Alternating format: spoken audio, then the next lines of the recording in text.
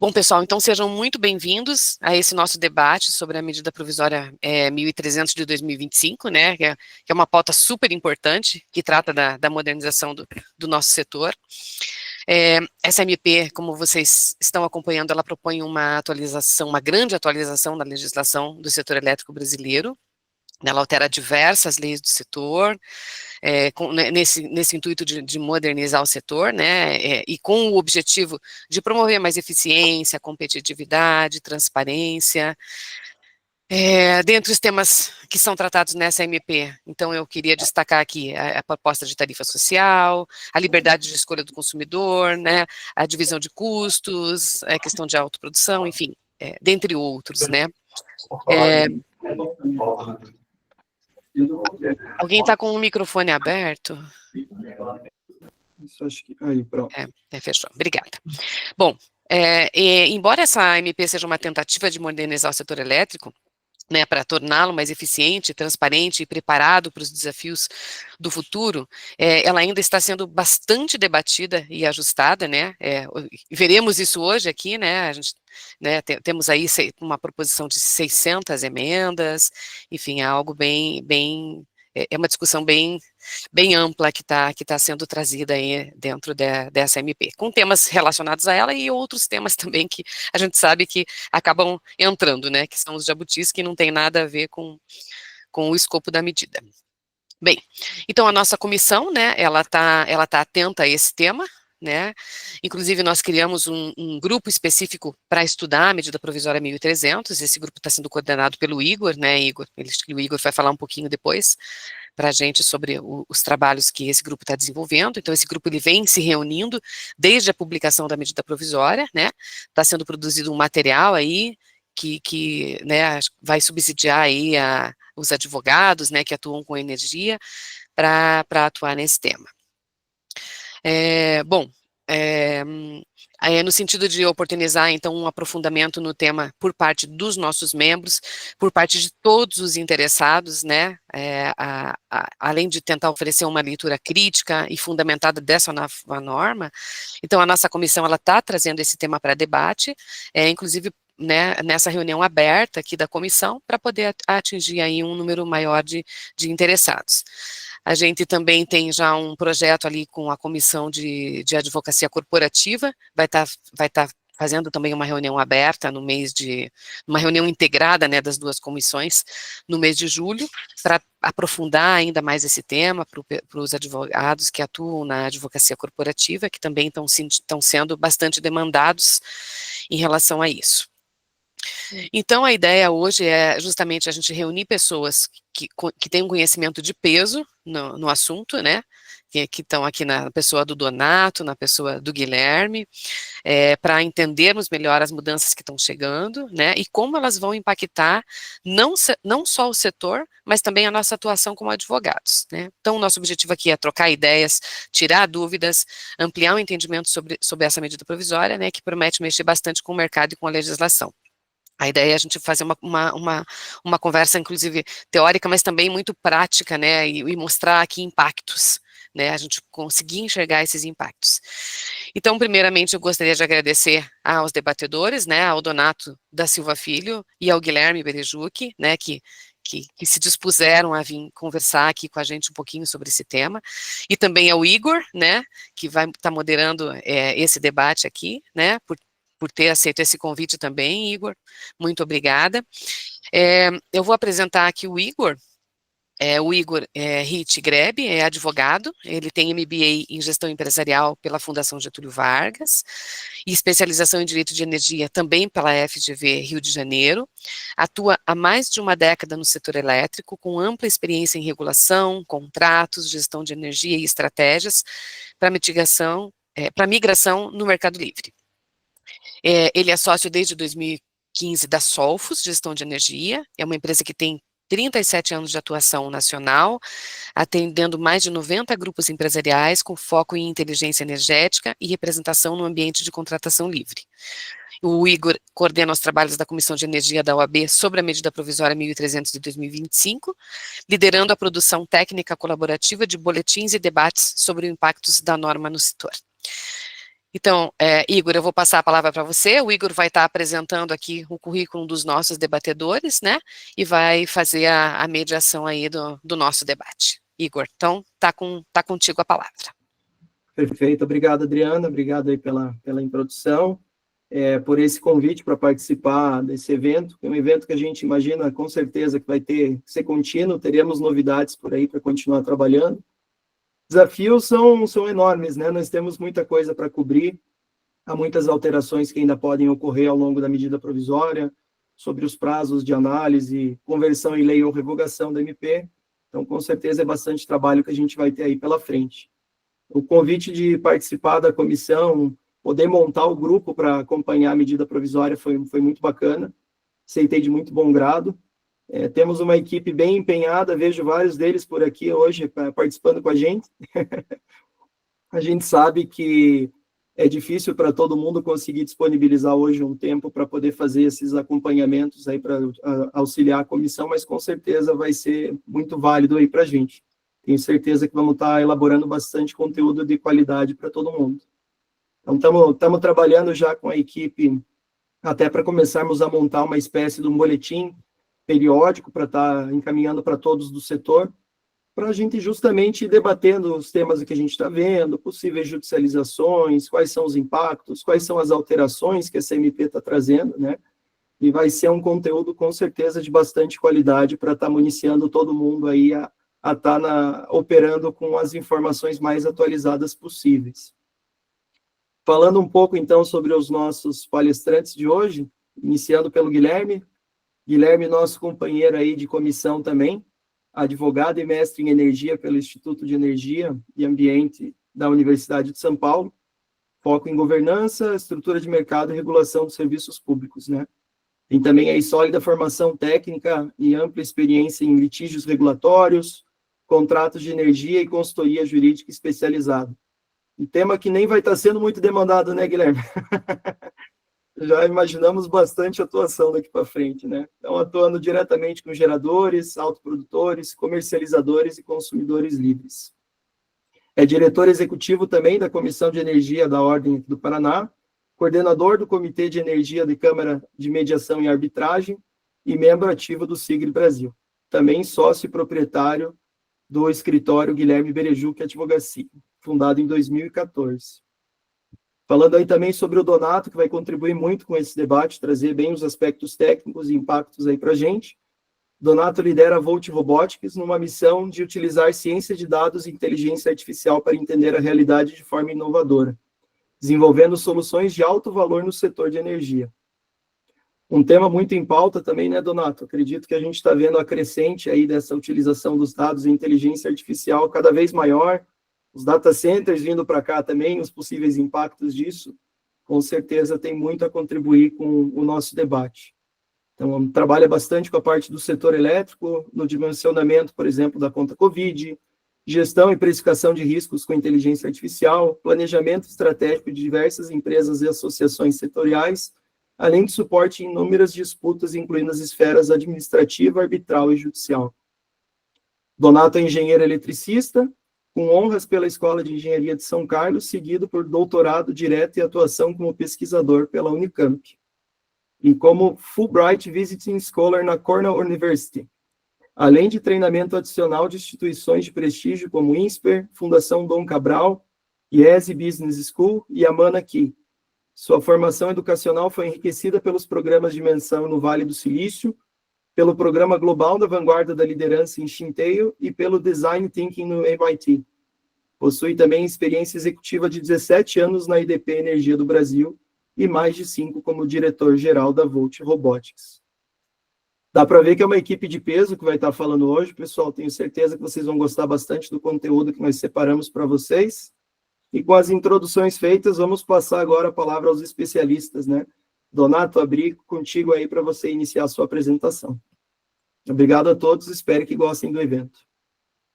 Tá joia. Eu agradeço muito aqui a oportunidade. Obrigado, Adriana, Igor, Guilherme, a todos que estão aqui com a gente. Nós preparamos aqui alguns números para falar sobre a medida. A ideia é que a gente os utilize na conversa, né? Deixa eu ver se também para gerar debate, né? Vê se apareceu a tela para vocês. Apareceu? Apareceu? Sim. Uhum. Não, tá ótimo. Bom, a gente vai falar sobre alguns números da MP, principalmente no documento original. A gente vai falar dos números das emendas, mas elas também têm números associados que a gente está trabalhando neles, né? Mas vendo aqui o texto original aqui da emenda, ela trouxe aí essa questão da reforma, e foi uma estratégia de fazer a reforma por partes, né? Tem muita coisa para ser debatida para modernizar o setor. Existe já projeto de lei em trânsito na Câmara, né? Desde 2017 tem essa discussão, desde a MP, a Consulta Pública lá 33, mas a gente vê que o projeto estrutural, que mexia num monte de coisa de forma articulada e tal, ele não anda. Então o pessoal resolveu fatiar e fazer por partes, né? Então vamos ver o que veio por aí. E como a MP tem sido alvo de muita discussão, muita notícia, né?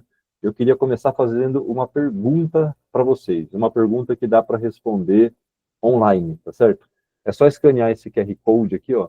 A pergunta é: qual a primeira palavra que vem à sua mente quando pensa em reforma setorial? Se vocês escanearem esse QR Code, vai aparecer uma telinha, você digita, aparece aqui na nossa tela. Vamos ver se funciona. Normalmente funciona. Quem tiver no computador, tem alguém que está no computador e não consegue escanear? Se tiver, eu passo uma forma alternativa de participar. Se não, se todo mundo tiver com o celular, fica mais tranquilo.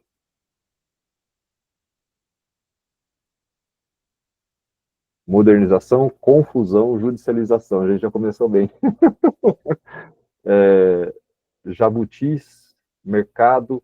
Quem quiser colocar a palavra composta, né, põe só um underline entre as palavras, que senão ele entende que são palavras diferentes, ele divide, né, mercado, abertura, judicialização, confusão, judicialização continua. É engraçado, judicialização está repetido. Ah, é que um está sem o C cedilha, o outro está com, tudo bem. Confusão, ele entende como palavra diferente, ele não é muito esperto, não. Modernização está no centro, jabutis, mercado, confusão, arrecadação. Vamos ver o que mais aparece. Judicialização, jabuti, abertura, mercado, confusão. A modernização é o que está aparecendo mais, por isso que ela vai ficando maior e vai ficando no centro. Tá? As outras piora, confusão, arrecadação, mercado, judicialização, modernização, judicialização, jabutis. Muito bem. É só para a gente ter uma ideia do imaginário, na hora que a gente fala da MP, o que está na cabeça das pessoas, né? A gente vai falar um pouquinho aqui mais sobre o que ela propôs e como que a gente entendeu e como que a gente conseguiu fazer algumas contas sobre esses impactos, tá?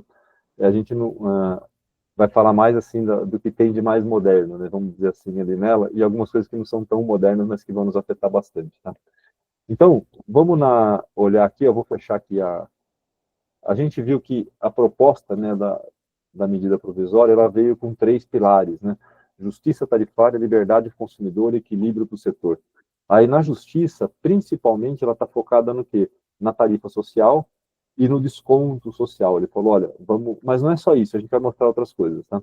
A liberdade para o consumidor veio nessa questão, principalmente da abertura do mercado, e o equilíbrio para o setor veio numa distribuição justa dos encargos, que a gente vai ver onde que está a injustiça desses encargos.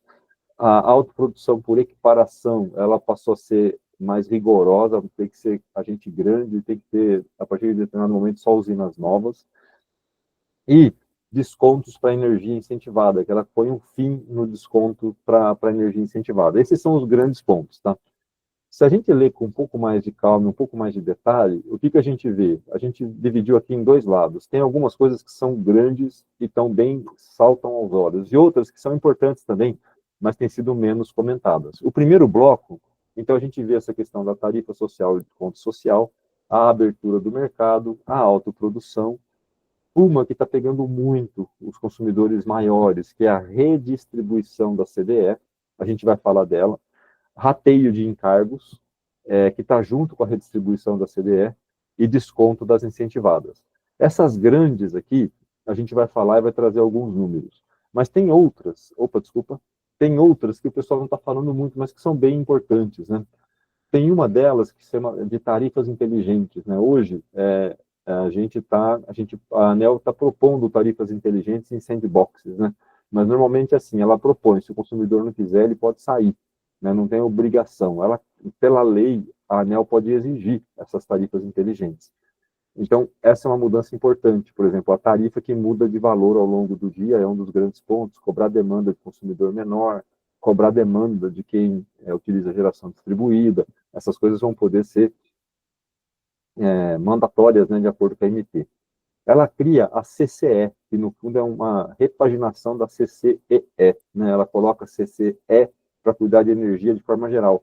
Mostra assim, um apetite da CCE para trabalhar, né, com o mercado de gás, com outros tipos de certificação, com outros tipos de energia, né? Responsabilidade dos agentes, essa parte é super importante. A gente já ouviu falar, né? Monta uma comercializadora, se der errado, você vai morar em Miami, né? O pessoal fala isso, né? E aí a ideia ali é responsabilização civil, até criminal dos agentes, né? Um mecanismo que a gente achou bem interessante do GSF, que é um jeito de acabar com as disputas que existem, principalmente as que ficaram lá de 2015 com as CGHs, né? Porque o mecanismo foi todo feito com base em prorrogação de concessão, né? Mas quem não tem concessão não tinha incentivo para desfazer das ações. Então, esse é um jeito de acabar com as ações, né? Sobre o GSF. E tem um detalhe que é muito singelo ali, que a gente achou, mas é o custo dos leilões de reserva de capacidade, né? A gente viu que os leilões já entraram em operação, embora fosse só para 2026, eles foram adiantados. Eles estão sendo alocados nos consumidores de um jeito muito estranho, de acordo com o máximo consumo, não importa a hora do dia, embora a capacidade seja necessária no fim do dia. E na medida ela fala sobre a alocação dos encargos de acordo com o perfil de consumo, que é justamente para tratar, né, de forma, não é só para isso, mas de forma muito específica para o custo do LRCAP, né? Então, esses são pontos aqui importantes que a gente enxerga, né, da medida.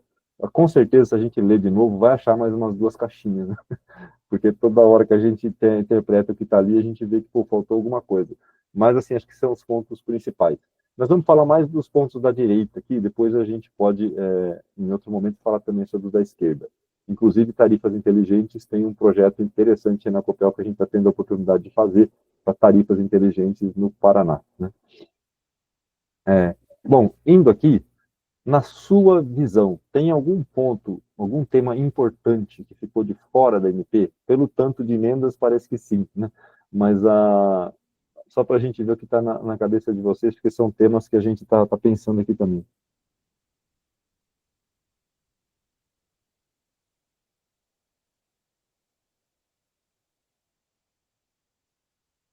Alguém? Precificação. Formação de preço é um tema super importante e não passou pela MP. Embora na MP tenha um detalhe lá que a gente nem botou ali, né? Mas ele tem um pedaço, agora eu não vou lembrar a lei, né? Mas que ela falava, onde ele fala de PLD mínimo e PLD máximo, eu já achei outra caixinha aí, gente. Ele falava antes também de calculados de forma ex ante, tudo, ele tirou toda essa parte, deixou só o PLD mínimo e PLD máximo. É justamente para dar uma abertura para dupla contabilização, tá? Então, acho que tem um espaço ali também para a gente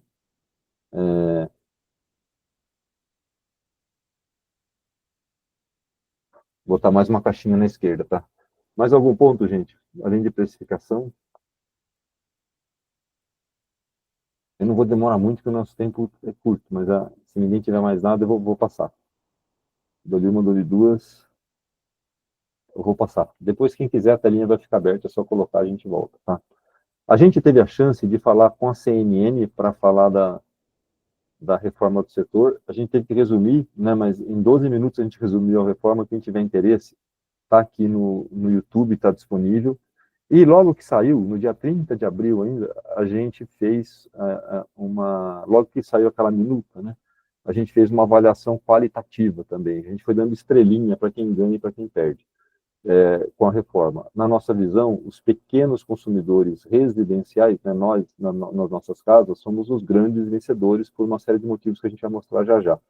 E os grandes consumidores, principalmente os de maior porte, né, os de alta tensão, são os grandes perdedores. Eles não ganham nada, na verdade, né, porque eles vão ter que, nessa redistribuição de encargos, né, A parte boa dos pequenos significa ter um pedaço dela é ter mais gente para repartir os encargos, que são justamente os grandes. Então, a gente também colocou ali as comercializadoras ganhando, os geradores centralizados, geradores de energia incentivada, né? E todos estão tendo algum benefício com essa versão da abertura do mercado. Bom, o que vai acontecer com a conta de luz lá de casa? Eu acho que essa era uma das perguntas que o pessoal colocou, né? As residências, né, vão entrar no Mercado Livre. Então, o que vai acontecer com a conta da sua casa? Ela não vai ser impactada pela MP, ela vai aumentar, ela vai diminuir, ela vai aumentar e depois diminuir, ou ela vai diminuir e depois aumentar? Aqui só para ver com vocês aqui, o que vocês acham que vai acontecer com a conta, né?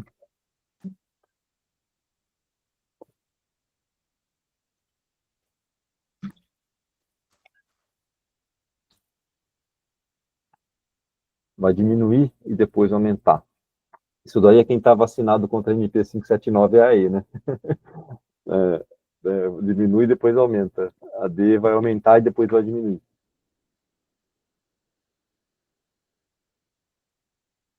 Vai aumentar. Tem gente que falando, não tem nada de diminuir por aí não, só aumenta mesmo. Muito bem. Quem está com mais votos aqui vai aumentar e depois vai diminuir. Essa é a nossa visão, tá certo? Eu vou mostrar o porquê. A gente fez aqui uma linha do tempo para tentar explicar os efeitos, tá? E a gente vai ali até 2030, só que a gente não colocou todos os efeitos aqui, mas o que a gente vê, tá? A gente tem a tarifa atual, a gente estava quieto aqui em casa e tinha uma tarifa para ser paga, né? Na Copel, a tarifa residencial sem impostos é R$ 630 por megawatt-hora, né? Aí veio a MP, né? De acordo com o que está na MP, o que não tem data muito específica para acontecer, a gente já vê o seguinte, olha, vai aumentar o subsídio para o baixa renda, tá certo? Então, a conta aumenta. Mas o subsídio da CDE-GD passa a ser dividido com todo mundo, isso faz diminuir. E a sobrecontratação, de forma geral, porque isso vai depender de cada distribuidora, ela vai ser rateada com todo mundo. Isso não tem data muito específica lá na MP.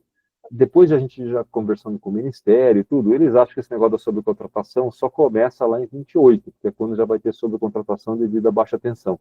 Eles acham que agora não, o que está aí fica, né? Mas, do jeito que está escrito, não tem essa data, então está valendo como lei, tá? Aí, depois, no começo do ano que vem, as nucleares passam a ser rateadas com todo mundo. Hoje, as nucleares são pagas somente nos cativos. E lá no fim de 27, vem a questão da abertura para baixa tensão, para B1, B2, no caso aqui para B1, né? B3 acontece antes, né? Então, e ao longo do tempo, ele falou, olha, gente, o desconto para as incentivadas vai acabando. Além disso, tem uma outra questão que a gente não colocou aqui no gráfico, que é a questão do rateio da CDE. A gente vai falar dela de forma mais específica, tá?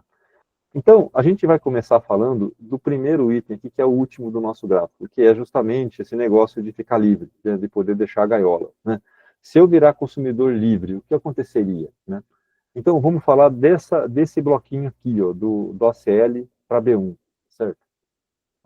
Aí, vocês entendem disso, né? Então não vou nem perder muito tempo, mas o que a gente está falando, hoje em dia, um consumidor de baixa tensão no Brasil, cada R$ 100 que ele paga na conta, 35 vai para as geradoras, 6 para as transmissoras, 26 para as distribuidoras, 15 para os encargos e 18 para o tributo, né?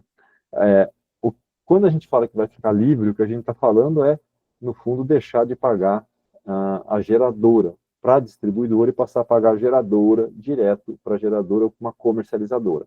Isso é ficar livre.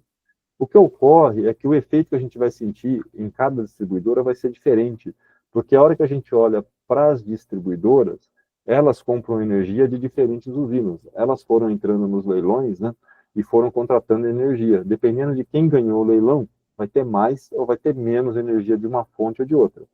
Então, ela pode estar com um mix, que a gente chama, né, o conjunto de compra de energia delas lá, mais caro ou mais barato. Isso varia bastante entre as empresas. E tem um outro ponto, que quem está no sul, sudeste e no centro-oeste tem que comprar energia de Itaipu. E a energia de Itaipu, além de estar indexada a dólar, tem todas aquelas questões que o pessoal vive soltando na mídia e tudo mais do que está lá dentro dessa conta, né? Era para ficar barato e não ficou, né? Bom, que a gente fez? A gente levantou a gente levantou 35 distribuidoras, né? No Brasil tem 103 ou 104 distribuidoras, mas a gente tirou as pequenininhas, aqui tem mais de 95% do mercado. E o que a gente vê? Tem distribuidora que a parcela da energia chega a R$ 387 por megawatt-hora, né? E tem distribuidora que está em 219. Então, é muito diferente. A hora que a gente busca o preço de energia no mercado, a gente vê que no médio prazo, aí, 2027, 2028, né, a energia está em torno de 190. Então, a hora que ela está em torno de 190, a gente fala, poxa, e agora? Né? Quem está num lugar onde a energia está custando 387, você fica livre, significa que você para de pagar 387 e vai pagar 190. Né? Quem está, ou seja, vai sentir uma baita redução. Quem está no 219, deixa de pagar 219, vai pagar 190. É uma redução? É uma redução, mas não é tão grande que nem quem está na ponta da esquerda, né? E o pessoal aqui está todo ordenado. O que a gente fez? A gente foi fazer essas contas por distribuidora. Mas antes disso, vamos ver se vocês sabem onde vocês estão. Em qual faixa de valores está situado o custo da energia da sua distribuidora? Nas 50% mais altas, na mediana, nas mais baixas, ou eu não sei?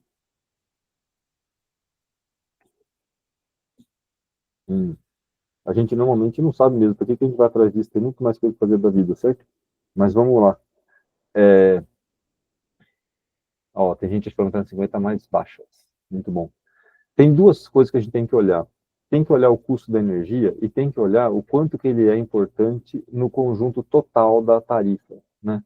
Então, o que a gente fez? A gente fez esse gráfico aqui, olha, a gente consegue dividir em 4 regiões. Na região de baixo está o custo com a energia. E no eixo Y está o quanto que esse custo é importante para aquela distribuidora. Quem está lá no bloco A significa o seguinte, olha, é uma distribuidora que tem um custo alto na tarifa de energia e esse valor representa muito da conta. Então, a hora que ele ficar livre, vai ter um baita desconto, vai estar se livrando de um custo relevante da tarifa, que é alto. Quem está aqui na parte de baixo, né, não, embora o custo seja alto, a participação da energia não é tão grande, então vai ter um efeito moderado, né? Quem está aqui, tem gente que não tem o custo tão alto, né? Mas tem uma participação alta, vai ter benefício. E quem está aqui embaixo, que é a maioria, tá certo? O benefício vai ficar reduzido, porque o custo com a energia não é tão alto e a participação não é tão alta, tá? Então tem muita gente aqui que vai estar nesse bloco, tá? Resumindo, gente, na hora que a gente olha todas as distribuidoras, a redução de custo de energia que o consumidor vai ter ao migrar para o Mercado Livre vai ficar entre 26,5% e 5%. Tá? Por quê? 26,5% é aquela tarifa mais cara que tinha alta participação no custo da energia, e 5% está aqui na faixa do quem teve baixa participação e baixo custo. Tá? Vocês vão perguntar, pô, e a gente, né? Vocês estão por aqui, ó, na onda o Paraná está na onda entre 13 e 15 aqui, tá bom? De redução na tarifa final, tá? Então, esse é o panorama geral. A gente fez as contas por distribuidora, por região, a gente vê o Centro-Oeste tem as maiores reduções, tá? O que a gente fez? A gente fez uma conta aqui, gente, nem todo mundo vai migrar, tá certo? E onde existe mais margem para o gerador ou para a comercializadora aí, ou seja, onde o desconto com os consumidores vai ser maior, a penetração do Mercado Livre vai ser maior. A gente fez esse modelinho, né? E o que a gente estima? A gente estima uma injeção de em torno de 5 anos, né? É praticamente 32% do mercado dos pequenininhos das residências fica livre. Isso injeta 7,6 bilhões de reais na economia e impacta uma população de quase 60 milhões de pessoas. Tá? Então, o Centro-Oeste está na frente, depois o Sul com 12,9%, falei para vocês 13%, Sudeste 12,6%, Norte 9,8%, Nordeste 9%. Tá? Na média, uma redução de custo de 12%. Então, é uma medida que reduz custo. Só qual que é o problema? Ela reduz custo lá na frente, tá? Então, vai ter uma redução, eu não botei a média geral ali, de 12%? Vai, mas é uma redução aqui na frente. E agora, o que vai acontecer hoje? O que a gente tem já de imediato é justamente essa questão do baixa renda, né? A hora que a gente olha para o baixa renda, qual é a grande medida, né? Que a tarifa social mudou, tá? A tarifa social mudou no seguinte, olha, hoje em dia ela tem descontos progressivos, tá certo? Então, aqui tem um desconto de 65%, só paga 35%, aqui tem um desconto de 40%, paga 60%, então, e ela vai, o que que significa, gente? A gente tem praticamente 3.500 megawatts médios de consumo no Brasil com tarifa social, tá? E aqui a gente definiu um pouquinho os volumes por faixa, e esse encargo está na faixa de 6,2 bi hoje em dia.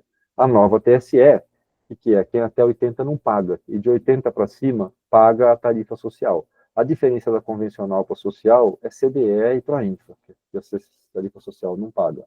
Né? A gente fez as nossas estimativas aqui, né, de 1.800, 1.700 megawatts médios, e qual que é o resumo tá, para vocês? Hoje, esses consumidores que estão como consumo de baixa renda, na tarifa social de energia, se eles pagassem a tarifa cheia, sem impostos, né, eles pagariam R$ 126 por mês.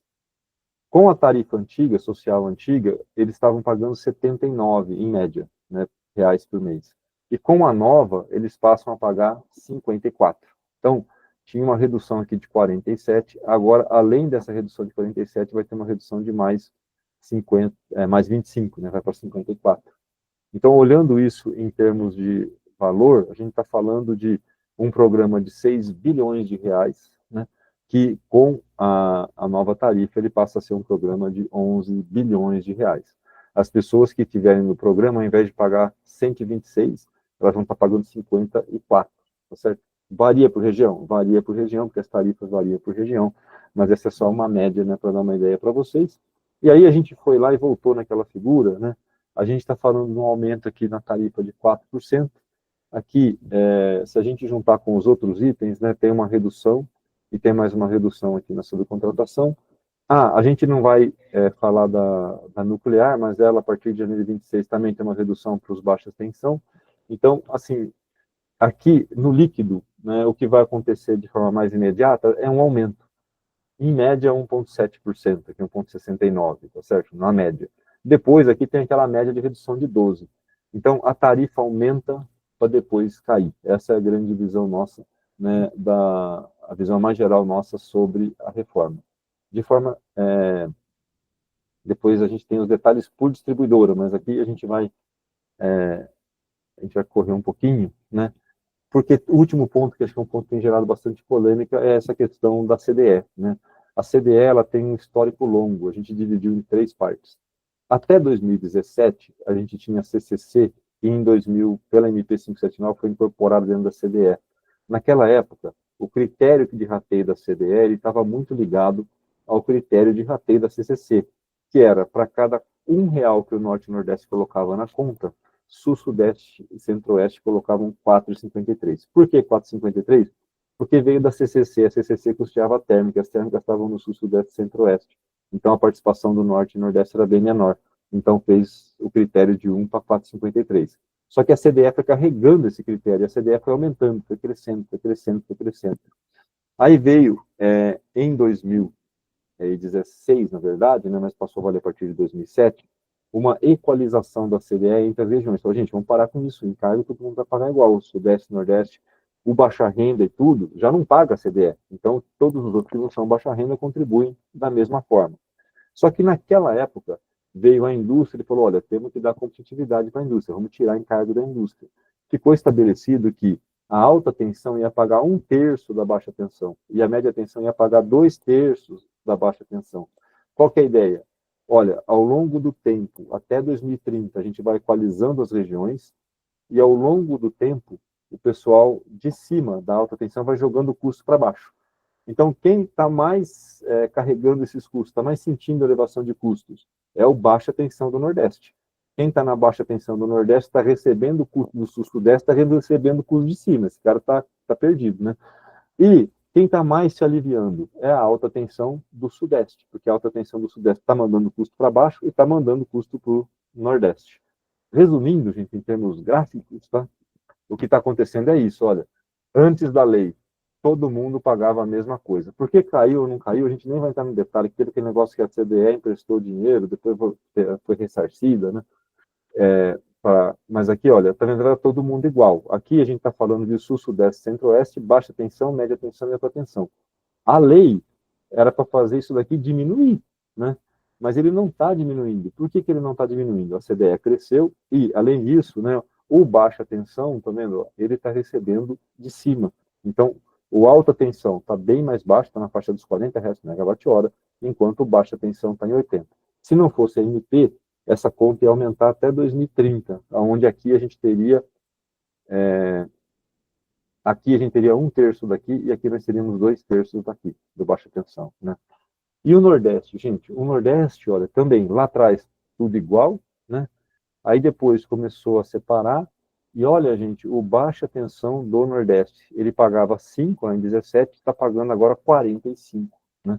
Porque está recebendo do Sul-Sudeste e está recebendo de baixo para cima. E, além disso, a CDE aumentou. Então, a conta aumentou e o critério de rateio jogou custo aqui no baixa tensão. O que a MP falou? Gente, o critério de rateio fica o que está hoje, em 2025, para os próximos anos, né? E depois, eu vou até pegar um gráfico emprestado aqui do Ministério, tá? E depois a gente vai fazer um realinhamento a partir de 2030. A hora que equacionar as regiões, a região não mudou. A gente vai fazer agora é equalizar as tensões, e equalizar as tensões até 2038, tá? Então, o que ele está propondo é isso, olha, do jeito que estava, né, ia continuar, né, o baixa tensão recebendo cada vez mais, né, e do jeito que ele falou, não, gente, nós vamos manter o critério de 2025 para 26, para 27, para 28, para 29. A partir de 2030, em 2030 equalizou as regiões. Aí nós vamos fazer todo mundo pagar a mesma coisa lá na frente, tá certo? Em 2038. Então, os grandes falaram, opa, eu ia ter uma redução de encargo, não vou ter mais. Então, esse pessoal está vendo um aumento de custo, né? Então, basicamente, gente, esses são os principais pontos da MP, né? Aí depois, é só um jabá super rápido, né? A gente tem um canal só sobre tarifas, quem tiver interesse, é canaltarifário.com.br. É só um jabazinho rápido. E é isso, eu queria agradecer aí, depois eu deixo no material, eu passo para vocês o PDF e deixo também aqui os meus contatos, tá bom? E a gente continua no debate, queria agradecer pela oportunidade novamente. Obrigado. Muito obrigado, Donato. Com certeza, acho que vai ser bem proveitoso para todo mundo você compartilhar esse material. Estava aqui elogiando já para os grupos ali, como foi um material visual ali, como fica fácil para a gente entender os impactos, né? Então, ficou de fato bem interessante ali para a gente conseguir enxergar ali os efeitos e com certeza vamos ter algumas perguntas aí da apresentação para apresentar ali ao final. Obrigado aí pelo teu material, foi extremamente cirúrgico. Obrigado, Igor, eu te agradeço, obrigado. Guilherme, agora vamos contigo aí para começar ali a apresentação também, tá? Deixa a palavra contigo. Obrigado, Igor. Bom dia a todos e todas. Bom dia, nossa presidente, doutora Adriana. Bom dia, Donato. É sempre muito bom ouvir e ver as explicações do Donato, né? Porque, além das explicações serem muito boas, muito completas, muito fáceis de entender, ainda tem as imagens, né, que trazem essa facilidade visual. Então, quero agradecer ao Donato por me anteceder, e de certa forma, né, Donato, você simplificou bastante aqui a minha... O Donato simplificou bastante aqui a minha apresentação, mas eu sabia que isso ia acontecer, né, eu sabia que o Donato traria aqui uma visão mais geral, aqui com números, né, falando dos efeitos, e a minha ideia é trazer uma apresentação, eu diria, um pouco mais crítica, um pouco mais provocativa aqui, para trazer algumas reflexões sobre a medida provisória um pouco mais ampla. Tá? Todos enxergam já a minha apresentação na tela? Tá, excelente. Sim, Guilherme. Tá bem. MP 1300.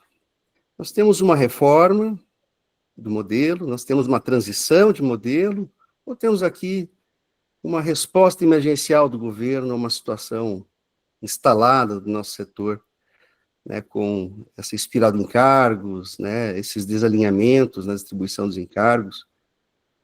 O que é exatamente essa MP 1300? O próprio governo batizou de reforma.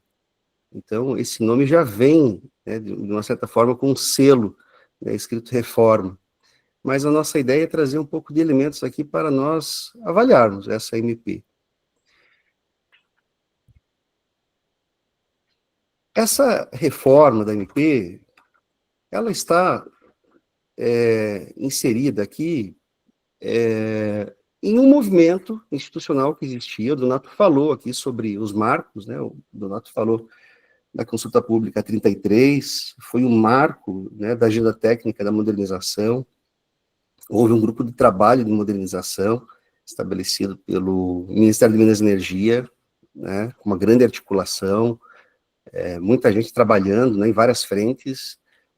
Temos o PL 414, que antes no Senado era o PL 232, uma proposta bem estruturada, tramitando, né, parado, mas em tramitação, e haviam diretrizes, né, diretrizes bem conhecidas, né, e difundidas, tratando de separação entre lastro e energia, sinal locacional, locação eficiente de encargos, neutralidade tecnológica, dentre outras. E o que a MP faz, né, a MP 1300? Nossa leitura é que a MP, ela faz uma inflexão, ela não é uma continuidade desse movimento institucional de reforma, né? O Donato mencionou que é uma iniciativa de fatiar a reforma, né? Mas nesse fatiar existe um rompimento com a construção que vinha sendo feita, né, no processo reformador. Então, a CNP trouxe medidas com impacto direto, via instrumento provisório, e trouxe aqui uma margem grande, né, um ambiente grande, de insegurança e incerteza também, em relação ao próprio processo reformador, né, porque também, medida provisória, pela tramitação, abre-se espaço para emendas, natural que todo processo legislativo tem espaço, né, para que os parlamentares emendem, né, e façam propostas, mas na medida provisória isso fica muito claro, né. E o que na nossa leitura, né, essa medida provisória, ela acabou abordando, tangenciando alguns assuntos e abordando com um pouco mais de ênfase outras, mas muitos dos assuntos, né, que estão presentes na discussão da modernização ficaram de fora. Eu trouxe aqui, para ilustração, quais são as frentes que existiam. Eu peguei aqui da portaria 187, que trouxe com bastante clareza as várias frentes criadas para a discussão, né? Formação de preço, critérios de suprimento, medidas de transição, separação lastro-energia, sistemática de leilões. Coloquei aqui esse check em verde, porque isso foi, de alguma forma, tangenciado na MP 1300, quando mudou os prazos, né, A-3 até A-7, né, e mudou o período de suprimento mínimo, né, então teve uma mudança muito sutil. Na governança, tivemos algumas mudanças muito pontuais, né, tratando de responsabilização, tratando de fiscalização, mudanças quanto à delegação, né, de fiscalização, o que a medida provisória atacou mesmo com ênfase foi a abertura do mercado, racionalização de encargos e subsídios, né, mas numa etapa muito operacional, né, não vai na raiz, né, desses subsídios, ou de parte dos subsídios, e trouxe aqui o mecanismo de realocação de energia de uma forma também tangencial, trazendo uma solução para o problema do GSF da CGHs, né, e de algumas PCHs que ainda têm liminares, né, para não pagar o GSF. Então, claramente uma incursão legislativa, né, tem um impacto grande, mas a amplitude ficou restrita, né.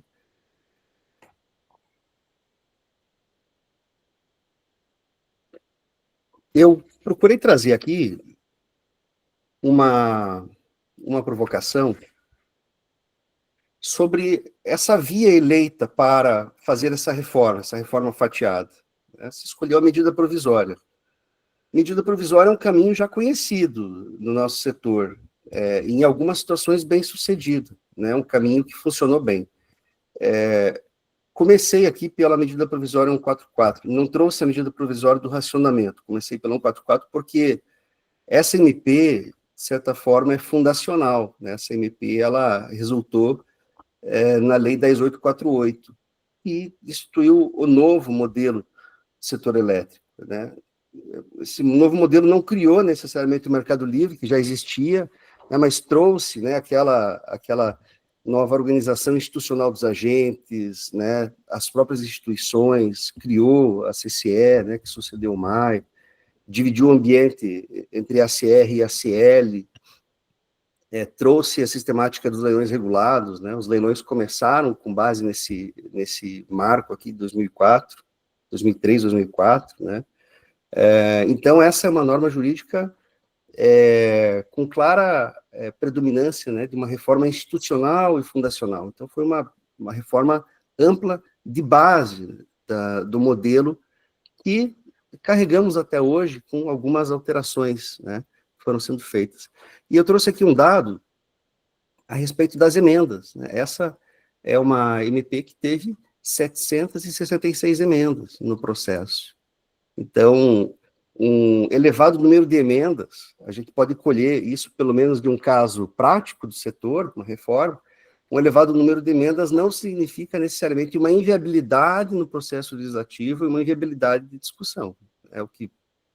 O nó que vai existir aqui é a formação de consensos, lideranças desse processo, né, e uma convergência grande de interesses. O que varia em cada época, em cada contexto, né? O contexto dessa medida provisória 144 foi muito diferente do contexto que nós estamos vivendo da medida provisória 1300. Mas, seguindo, né, nós tivemos a medida provisória 579, em 2012, alguns classificam como uma medida provisória desastrosa, né? Ela foi muito criticada, o objetivo era reduzir tarifas e acabou por elevar tarifas, né? Então, quando o Donato perguntou, né, qual era a expectativa, né, em relação ao que vai acontecer, reduzir tarifas para depois aumentar, já é um movimento conhecido que vem por medida provisória, né? E aqui a 579 fez mudanças importantes no regime de concessões, né, redesenhou as concessões, criou um regime de cotas, né, criou a super CDE, essa CDE que nós conhecemos hoje, que é uma super arrecadadora e que, né, incorporou CCC, incorporou várias fontes de recurso, né, e várias finalidades.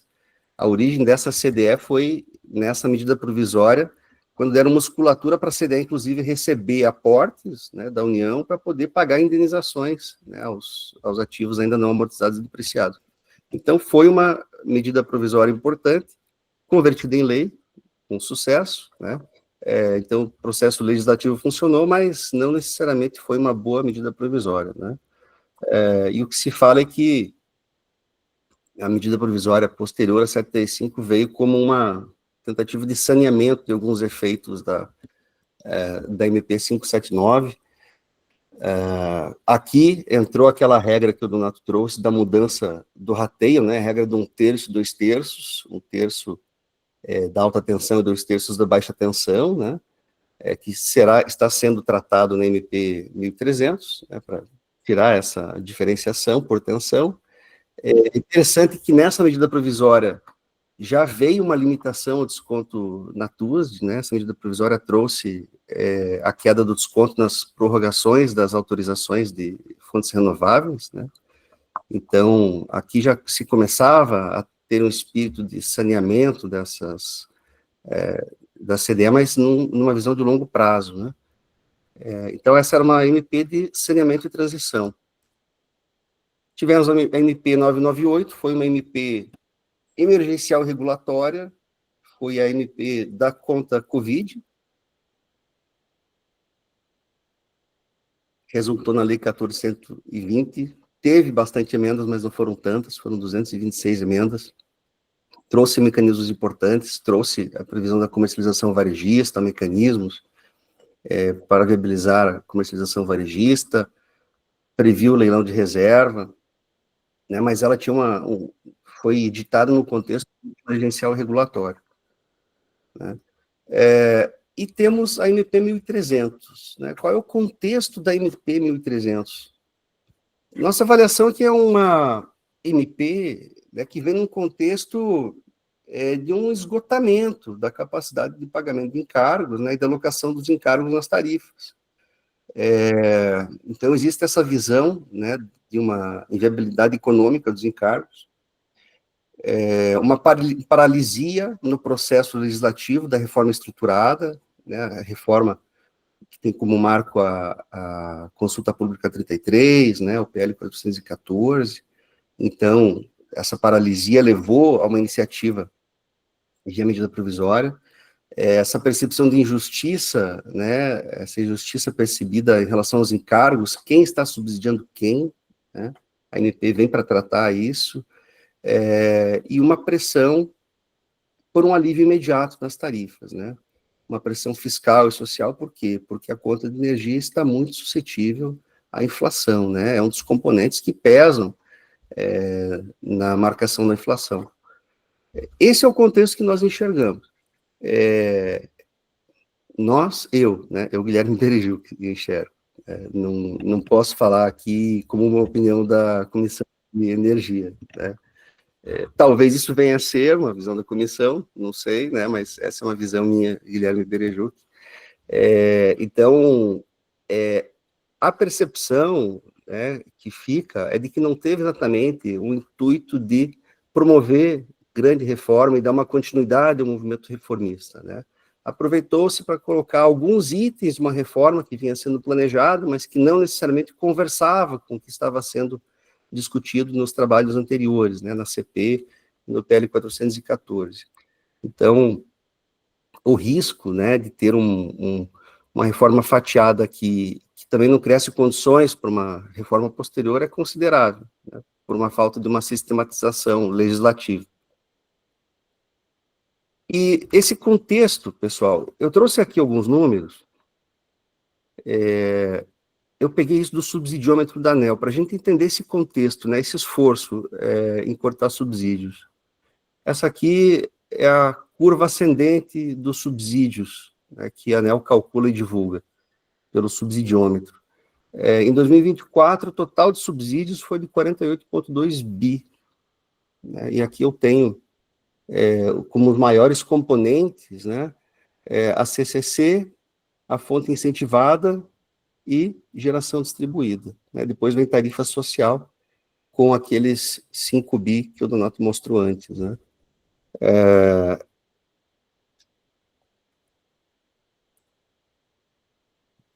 E como é composto isso em termos de valores, né? Eu peguei aqui o fechamento em dezembro de 24 para nós termos uma visão recente, mas de um ano completo, né? Os subsídios pesando 13,7% na tarifa dos consumidores residenciais, a fonte incentivada sendo o maior participante nesse total de 48 bi, na verdade, né, em 2024, com 13 bi, depois a CCC com 12, depois geração distribuída com 11 e tarifa social com 6,4 bi. Então, é uma conta gigantesca, né, realmente é uma conta gigantesca.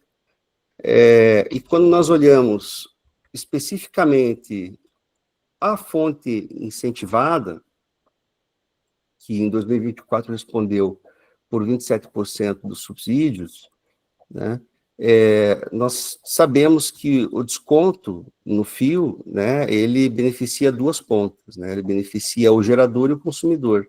Agora vejam a diferença, né, em termos de grandeza. Né, o lado da geração, o benefício total no ano foram 721 milhões, né, enquanto na ponta do consumidor foram 9,4 bi. Então vejam que parece tentador quando se fala em alguma iniciativa para reduzir os subsídios, olhar para essa conta da fonte incentivada e falar, bom, precisamos cortar dos consumidores, que nós tiramos aqui quase 10 bilhões, né, potencialmente quase 10 bilhões num único movimento, né? Então, do ponto de vista de um gestor público, né, eu diria, é um caminho tentador tirar esse subsídio, porque alivia certamente a conta dos encargos, né? A questão é, A MP consegue fazer isso, de fato, ela consegue trazer essa equalização, né, de uma forma organizada, de uma forma legítima, de uma forma estruturada, né? Tudo vai depender dos cenários que nós considerarmos, né? Porque alguns cenários que nós enxergamos, né? Um custo alto com risco, né? A MP conseguiria tirar esses encargos com alto risco, né, confirmando o texto. E aqui, o principal movimento que nós enxergamos em relação aos encargos seria essa retirada do desconto na TUSD na ponta dos consumidores. Mas isso, nossa leitura, rompe uma arquitetura contratual dos projetos financiados sob outra lógica, né? Aí a questão é, isso é uma reestruturação ou é um confisco indireto? Por que isso? Porque essa visão de que os encargos beneficiam o consumidor e não seriam um direito do consumidor após o final do contrato, é uma percepção equivocada, porque esse benefício, o que ele faz? Ele se converte em preço, né? E o que é o preço? Se não um componente, né, dos estudos de viabilidade, das decisões de investimento nos projetos de renováveis, né? Os empreendedores consideram uma política pública existente. O Estado fala, olha, quem investir em renováveis, né, terá um benefício que é o desconto na TUSD, esse desconto na TUSD, ele beneficia o gerador e o consumidor, né?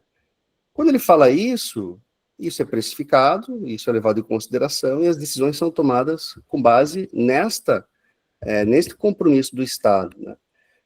Então é por isso que nós enxergamos, quando eu falo nós aqui novamente, né, é o Guilherme Berejuc falando, então enxergo aqui um risco grande de judicialização em massa caso esse texto seja aprovado, porque traz aqui uma incerteza gigantesca, né, uma sinalização terrível para investidores, uma sinalização terrível para quem acredita nas políticas estabelecidas e toma decisões de investimento. Então, aqui as teses seriam muitas, né, para se discutir o fim do desconto na ponta do consumidor.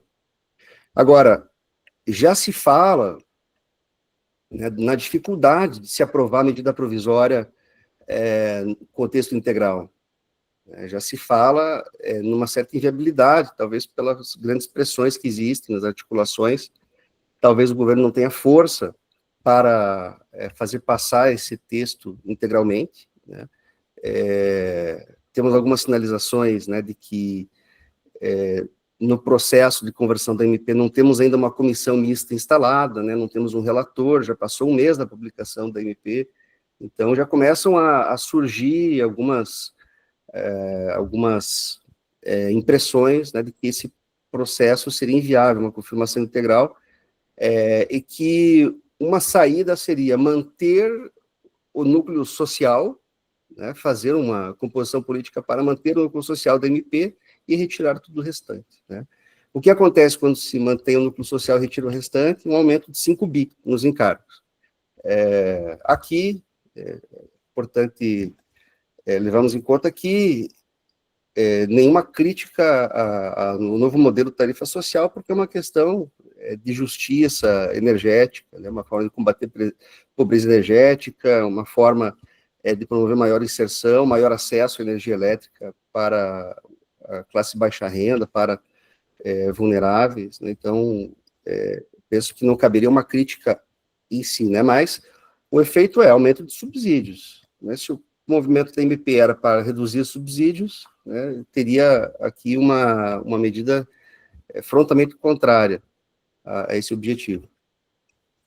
Terceiro cenário seria um Frankenstein normativo, seria aquelas 600 emendas, né, de alguma forma serem incorporadas ao texto e sair uma aprovação de um projeto, né, que é muito diferente da proposta original.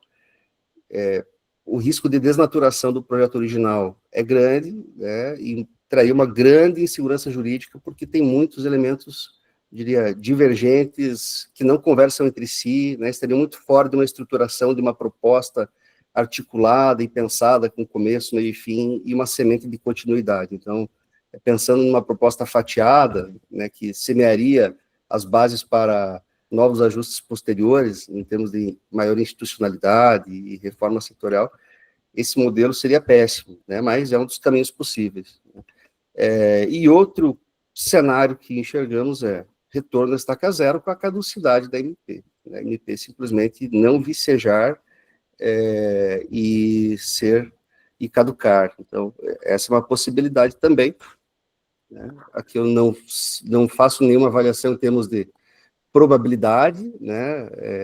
Acho que é muito difícil falar o que é mais provável nesse momento, mas são alguns caminhos que podemos enxergar, né? Algumas rotas.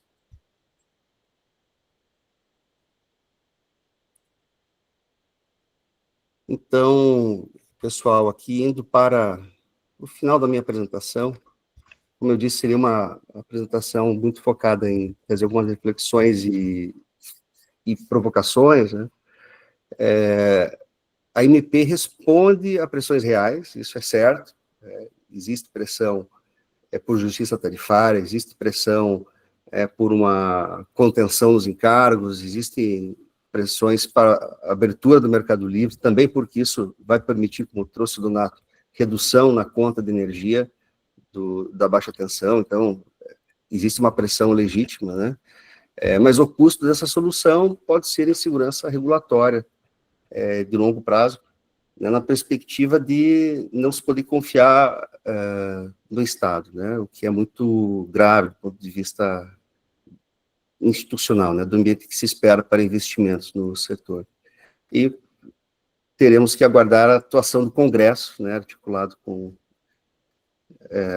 as várias frentes, né, os vários interesses. Eu colocaria só um comentário. O Donato fez um exercício que eu achei muito bacana, né, de dividir os quadrinhos da direita e os quadrinhos da esquerda.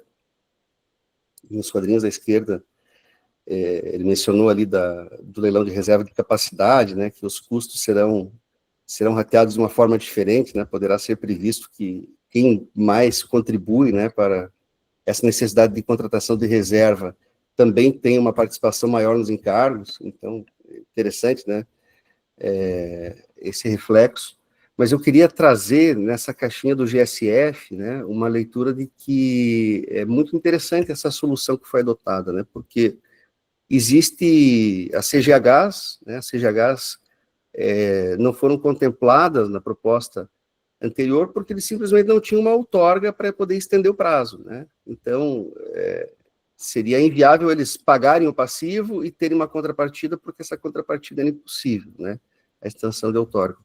Então, essa proposta não, né, na verdade é proposta por quê? Porque o gerador pode aceitar se quiser, né, ele não é obrigado a aderir a esse sistema, então acaba sendo uma proposta de uma espécie de uma transação entre a União e os geradores, né. O que é? Algum gerador que tem outorga, né, que tem uma autorização, que tem uma concessão, ele pode comprar essa dívida, né, então, se eu tenho uma CGH, que tem uma dívida do GSF de 1 milhão, né, na CCE, e um gerador que tem uma outorga vai lá e compra essa dívida, né, a partir de um leilão, de uma concorrência, né, paga lá 1 milhão e 50, né, 1 milhão e 100. Esse 1 milhão e 100, o valor de face dele será revertido numa extensão de outorga, né, considerando a garantia física, né, em um preço de referência de energia, como foram feitos os cálculos das demais extensões, né. Então, muito interessante. Quem tem a CGH e tem uma discussão do GSF, ele não vai ficar com esse dinheiro, né, porque o que ele vai ter? Alguém vai pagar a dívida, ele não vai pagar o GSF, né, esse GSF que está em discussão, mas vai se liberar de um passivo, né, então é uma solução bem interessante. E o sobrepreço, né, caso alguém pague acima do valor de face nesse leilão, né, o restante se converte para a CDE e vai para as tarifas, né, então, um modelo bem interessante, solucionaria realmente, né, o problema do GSF, deve solucionar, né, então, medida muito boa. Mas, enfim, só esse comentário que eu queria trazer desse dispositivo específico e paro por aqui a minha apresentação. Obrigado pela atenção de todos.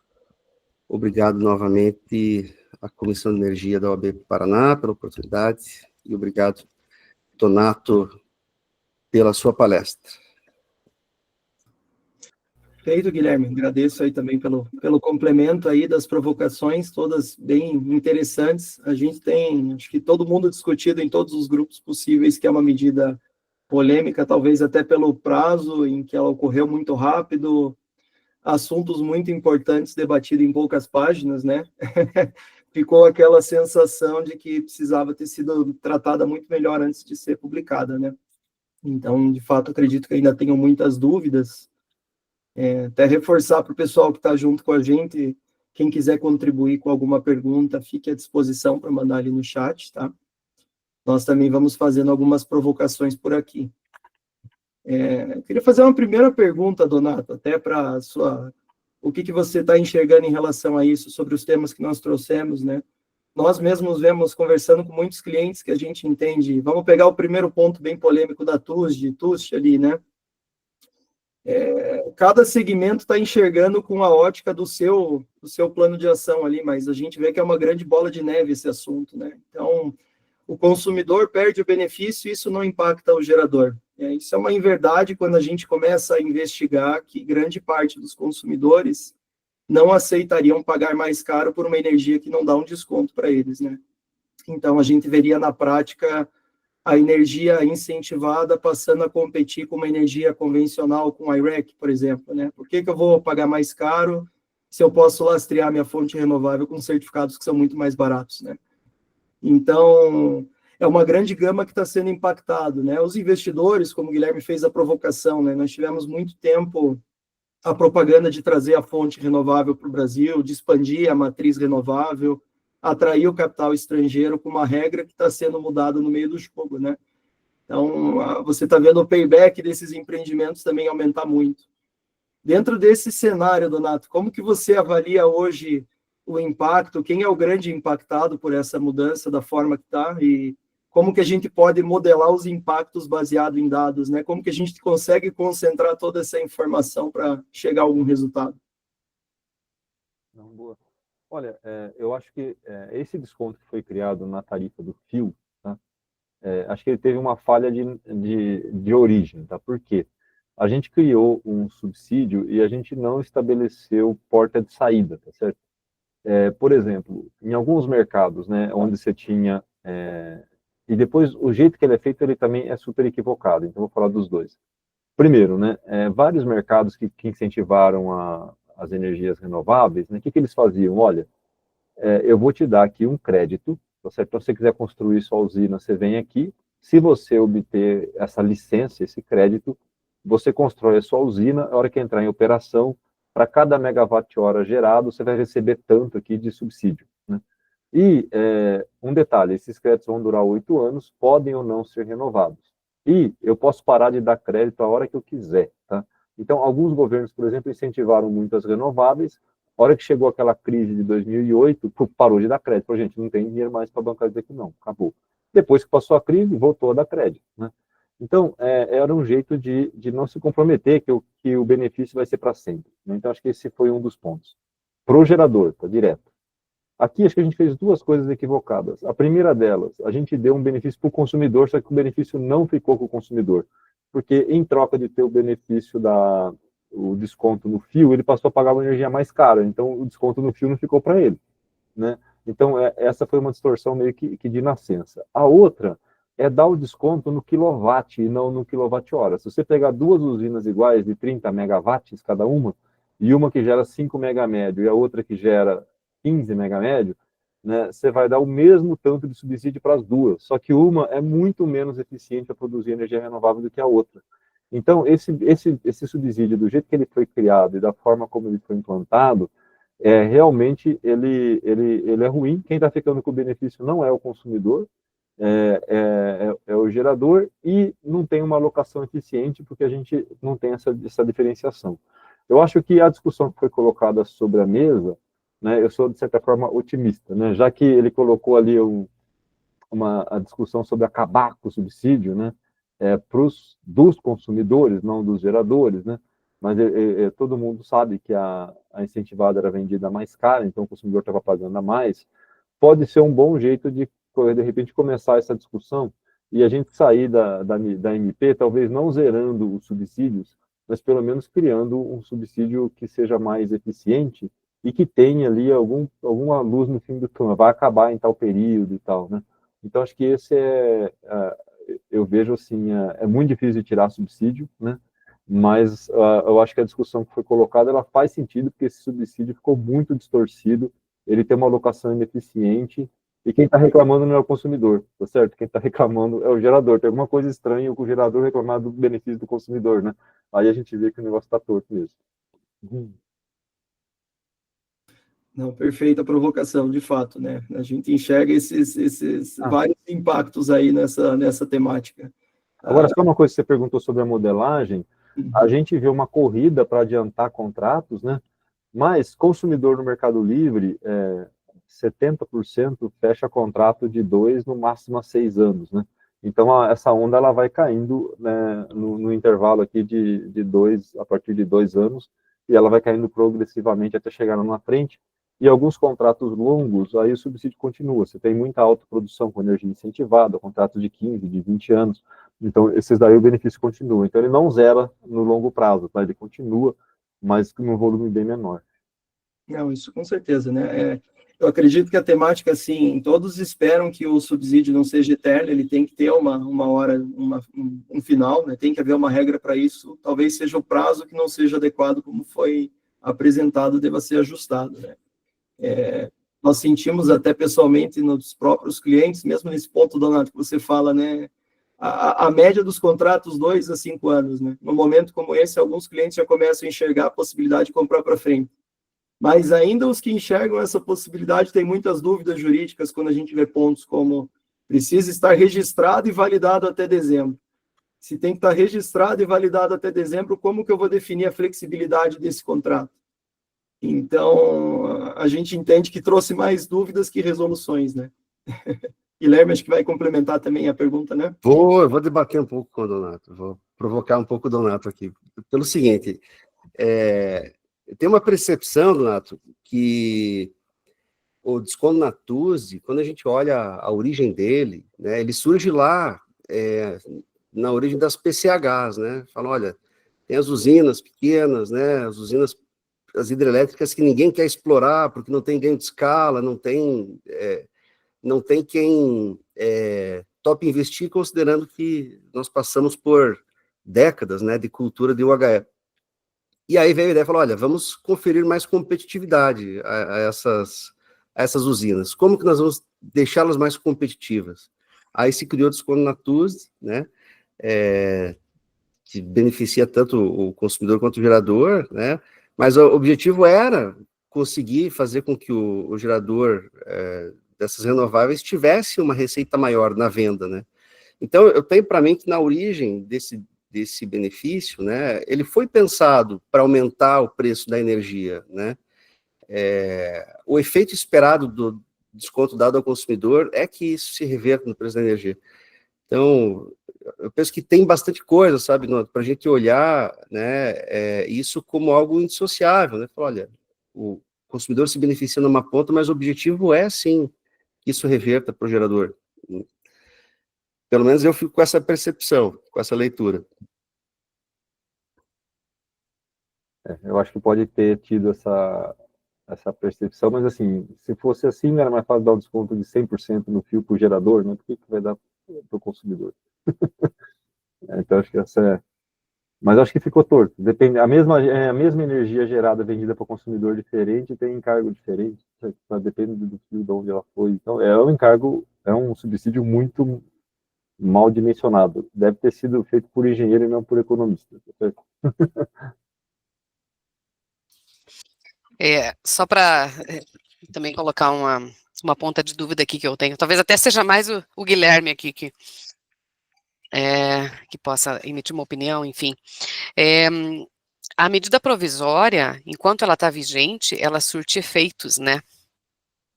Então, como que vocês estão enxergando, gente, essa questão, especificamente do desconto na TUSD mesmo, do não repasse para o consumidor, né? Porque, a rigor, os contratos que estão sendo celebrados agora, eles deveriam estar sendo celebrados à luz da medida provisória, certo? Mas, de fato, eu não sei como que, digamos que essa MP não seja aprovada nesses termos, ou que não tenha existe, eu sei que a previsão de uma portaria regulamentando isso, mas não sei, como que vocês estão enxergando essa questão, nesse momento, né? A gente aqui tem procurado trabalhar aqui em algumas cláusulas de salvaguarda, né, tentando imaginar essa situação, mas, de fato, tenho muitas dúvidas de como tratar esse assunto, porque, a rigor, a medida provisória está valendo, né, enquanto ela estiver vigente. Como é que vocês estão enxergando isso? Guilherme, Donato, enfim, ou quem quiser se manifestar, Igor? Eu vou comentar rapidinho minha visão.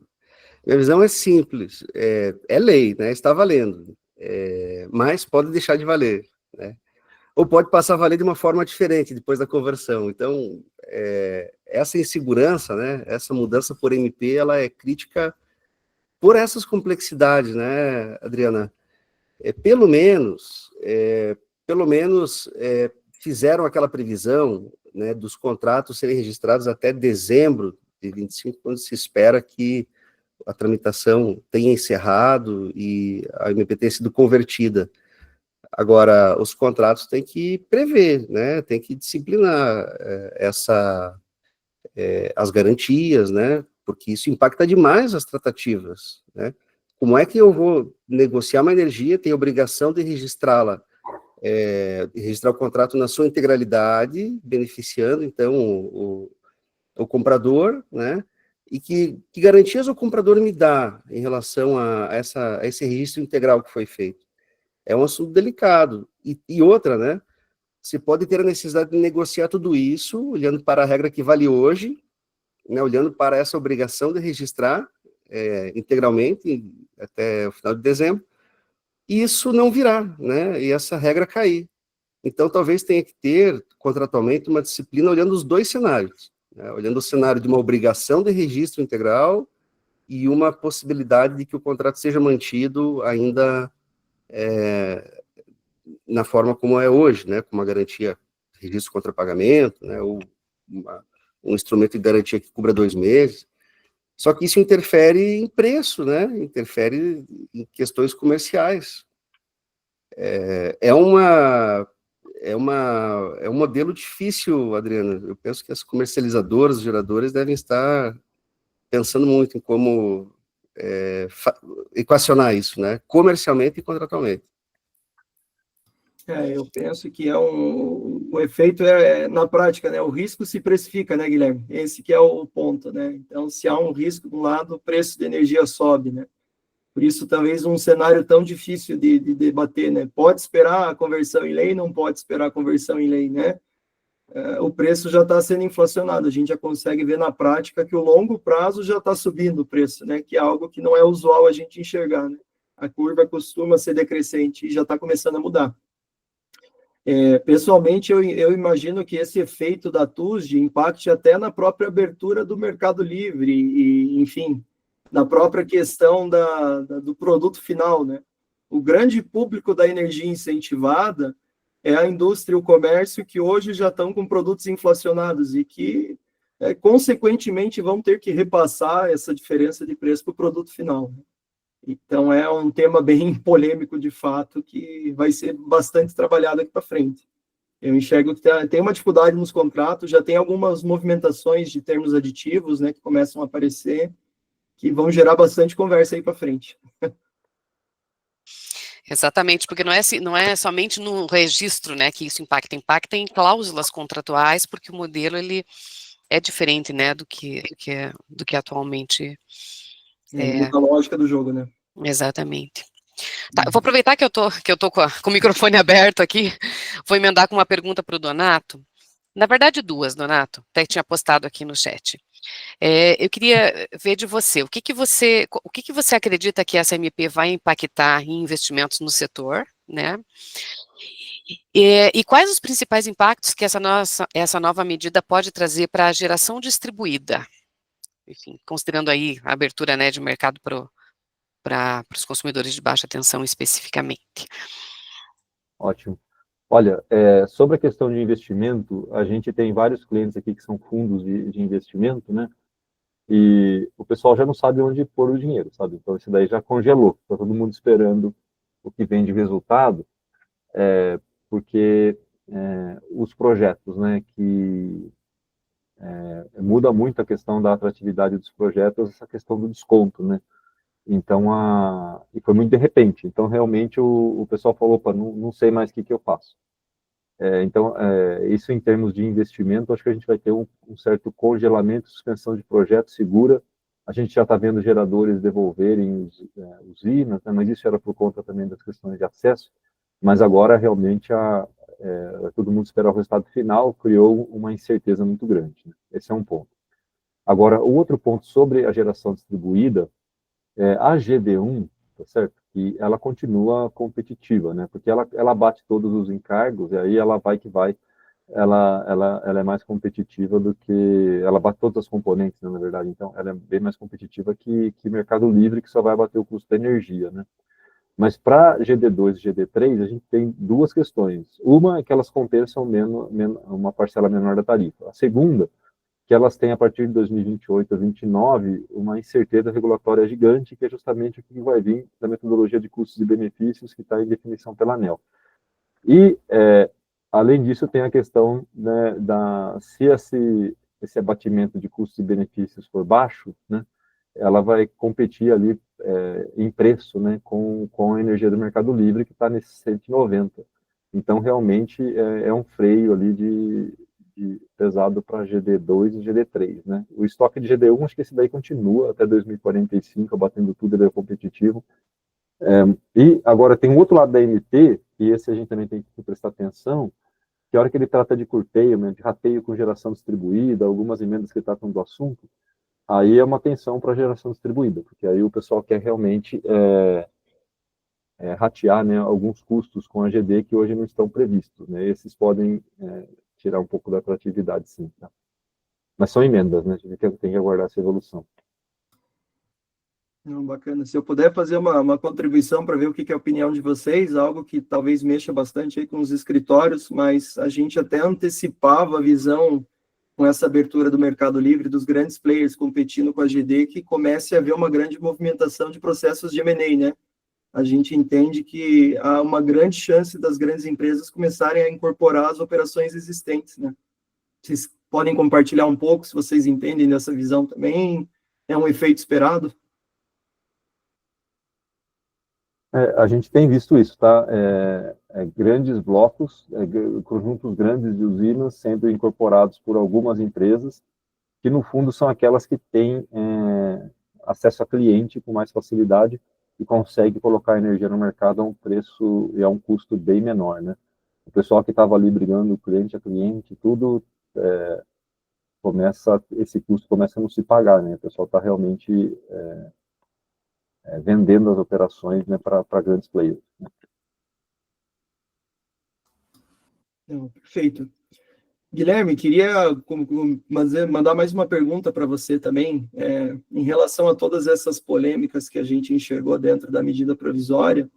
O que você visualiza hoje como os pontos mais factíveis aí de judicialização e o que tem de mais a ser o meio que deva ocorrer? Vai ser na justiça comum? É mais comum que vá para a arbitragem mesmo por conta da complexidade? O que é o pior efeito que a gente deve ter sendo debatido aí? Interessante, Igor. Sabe que o campo de judicialização, toda norma nova tem um campo considerável de judicialização, né? Porque mexerá em interesses postos, né, colocados. Mas eu colocaria primeiro, né, eu já manifestei antes, a questão do desconatus. Eu penso que aqui existe sim um campo grande de possível judicialização, e não apenas, né, contra o Estado, né, no sentido de uma pretensão talvez de manter o desconto, né, aí tem muitos caminhos que você poderia pensar, né, mas também contratualmente, né, porque isso deve trazer aqui pleitos de discussões contratuais, reequilíbrios contratuais, né, alteração de contratos de longo prazo que talvez não cheguem a um entendimento para esse registro antecipado, caso seja efetivamente exigido, né, isso vai dar ainda muita discussão. E eu vejo que existe um campo grande aqui para discussões arbitrais, né, em grau de arbitragem, muitos contratos de comercialização têm previsão, né, da arbitragem como meio de solução de controvérsias. Eu penso que na autoprodução também existe um campo, né, que pode trazer possíveis conflitos, né, entre agentes e também entre agentes e a União. Eu colocaria os principais campos esses, né, autoprodução e o desconto na TUSD, pensando como dois principais grupos, né, mas olhando como um todo, é impossível saber, né, a gente medir todos os impactados e como que cada um vai absorver o impacto, né, numa medida como essa. Não, bacana. Eu acho que é até uma provocação interessante para a gente fazer, né, Guilherme? Pode ser um possível material para a gente estar compartilhando. A gente ainda sente que poucos clientes têm uma visão clara sobre a arbitragem, né? E me parece que em temática como essa tende a ser o padrão a adotar, porque a justiça comum vai ter muita dificuldade de absorver todo o conteúdo técnico que a gente trata nessas discussões, né? Então, é mais uma pauta, né, Adriana, até de sugestão que a gente pode trabalhar um tema e começar a apresentar mais arbitragem aí, que pode ser um meio que seja muito acionado, né? Verdade, Igor. Né? Pessoal, alguém gostaria de contribuir com mais algum questionamento, aproveitando aí os nossos palestrantes? A gente deixa um tempinho aí para ver se alguém quer se manifestar, fazer algum questionamento.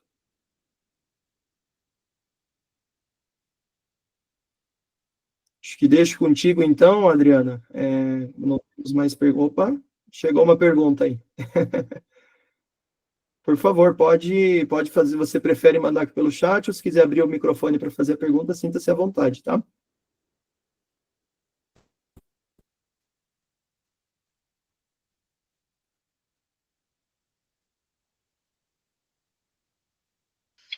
Sim, pessoal, desculpa, apertei o botão errado aqui. Ah, perfeito. Bom, pessoal, então acho que encerramos, né? Bom, queria agradecer, a conversa foi extremamente produtiva, como não poderia deixar de ser, né? Tendo Donato, Guilherme aí à frente dos debates, Igor também trouxe tua experiência aí. Queria agradecer muito a participação de vocês, queria agradecer também ao pessoal aí que acompanhou, né, esse nosso evento. Na verdade, foi uma aula aí acredito que para todos. A gente abriu esse espaço mesmo para que todos os interessados pudessem se informar, debater esse tema, né, esse tema impacta bastante, acho que vai impactar aí bastante para nós que atuamos no setor.